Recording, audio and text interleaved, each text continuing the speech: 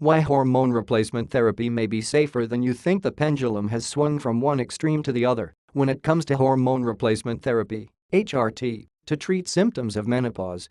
At first, the replacement hormones, mostly a combination of estrogen and progestin to replace what the body stops making after menopause, were seen as a panacea.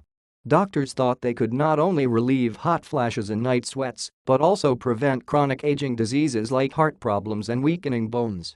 But studies then found that the supplement hormones could lead to a higher risk of breast cancer and that they didn't protect the heart after all. In the latest study on the subject, published in JAMA, researchers led by Dr. JoAnn Manson from the Division of Preventive Medicine at Brigham and Women's Hospital report on the longest follow-up of the original hormone therapy study, which used data from the Women's Health Initiative.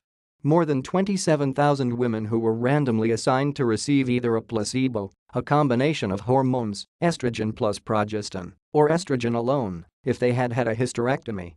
They were followed for 18 years and tracked for chronic diseases like cancer, as well as heart attack and deaths. The women took the hormone therapy for 5 to 7 years.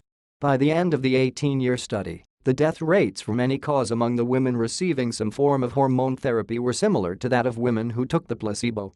More hormone replacement therapy after menopause. What women need to know. It is a bit surprising that given the many risks of hormone therapy identified during the treatment phase, the net effect on all-cause mortality was neutral, says Manson, who leads one of the WISE multiple study sites. But that is the reason that all-cause mortality is such an important summary measure, since interventions like hormone therapy can have a complex pattern of benefits and risks. Past studies looked at specific health effects of hormone replacement therapy and deaths from specific causes, such as cancer and heart disease. They found a slightly higher risk of breast cancer and heart disease among women taking the drugs, which prompted a change in recommendations for doctors prescribing it. Most professional health groups, including the North American Menopause Society and the U.S. Preventive Services Task Force, now advise using the supplemental hormones for the shortest period possible, in the lowest dose needed, just to relieve the most severe symptoms of menopause.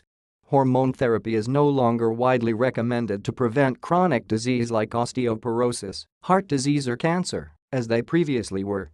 The latest findings should reinforce that advice, not reverse it, says Manson. While the 18-year data did not show an increased risk of early death among the hormone users, that doesn't mean women should consider taking them just to prevent chronic disease. A detailed analysis of the data suggests that younger women who start taking hormone therapy may experience an up to 30% drop in the risk of dying early from any cause compared to women not taking the drugs. But that benefit disappeared over the 18-year period, which suggests that long-term use of the medications doesn't confer protection. It's also important to remember that the hormones may have different effects on different diseases.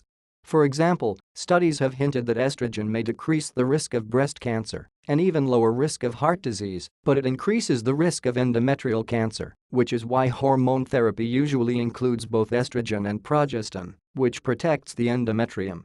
That's why women who have had a hysterectomy are prescribed only estrogen and not the combination of the two hormones.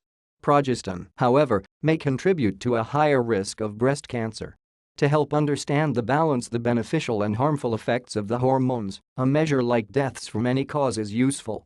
It takes into account the positive and negative effects and provides the net final outcome of the equation. That hormone therapy did not significantly affect death rates from any cause during the long study period should be reassuring for women who are concerned about the health risks of hormone therapy, but who may have avoided the therapy despite having severe menopause symptoms. For them, there is now encouraging data that even if they take the supplemental hormones for 5 to 7 years, they will not experience an increased risk of dying any earlier from any cause than women who don't take them.